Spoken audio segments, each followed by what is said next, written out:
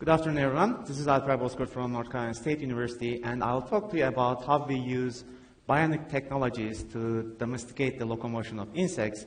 We basically, historically, domesticated the insects as the sources of commodities such as silk and honey, but now we are living in an era where we can make these little guys gather and carry information for us. So this is not something new, as I said. For thousands and thousands of years, we benefited from the muscle powers of animals before having our oil-powered engines. We never thought about using insects for their muscle power, like horses and oxen, because first of all, we didn't have the necessary domestication technologies. For larger animals, we had whips, horseshoes, eye covers, but for insects, we neither had such small tools, nor we knew how to use them even if we had them. But now we have these microsystem-based neural engineering approaches to tap into the neuromuscular system of the insect and basically harness the locomotion of the insect.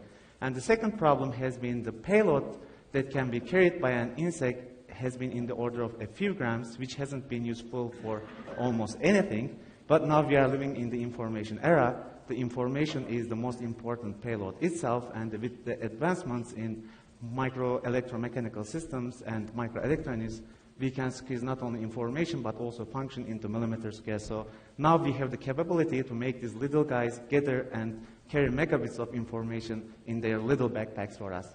This is not an easy task unless you benefit from this beautiful, amazing process called metamorphosis.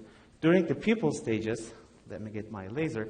During the pupal stages, when a larva turns into an adult insect, 90% of the tissue is remade to be able to support the newly emerging adult behaviors. And we found out that when we insert artificial structures to the insect during these stages, the wound caused by the surgery is auto-repaired very rapidly, and the inserted structures are adopted by the tissue as a result of tissue remaking, and we end up with hybrid structures, bionic structures, and by stimulating the neuromuscular system, the flight muscles of these insects, we were able to initiate the flight, we were able to stop the flight, we were able to induce uni and bilateral being up and down strokes, and we were able to make these insects turn right and left.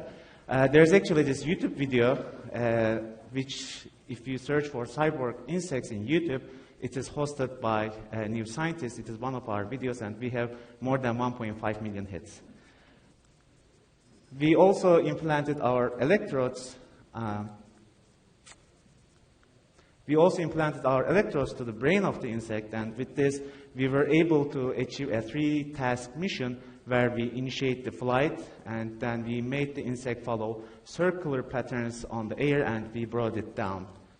So the harnessing bionically controlled insects as information gatherers and carriers actually causes a quantum leap in miniaturized robotics, but there are still lots of things to do to improve the bionic control precision on these insect sort of biobots, and these relies on bridging the gap between the bio and techno, and this gap actually narrows down every day as we have better modeling tools to understand the biological hardware and genetic software on these insects, and as we understand this better, we can mimic these more efficiently with our synthetic hardware and software systems, and as this gap narrows down, the fusion of the bio and techno actually enables practical hybrid bionic insect systems.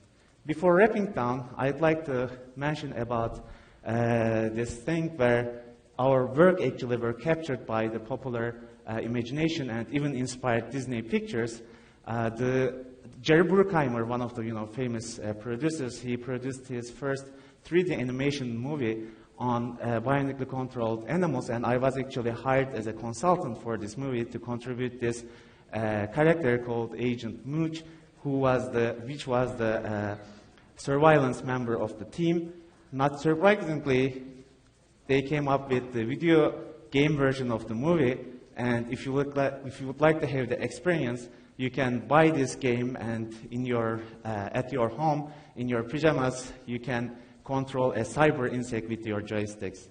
So with this, I'd like to end my presentation. If you would like to find more about our work, please visit insectcyborgs.com or iBionics.org.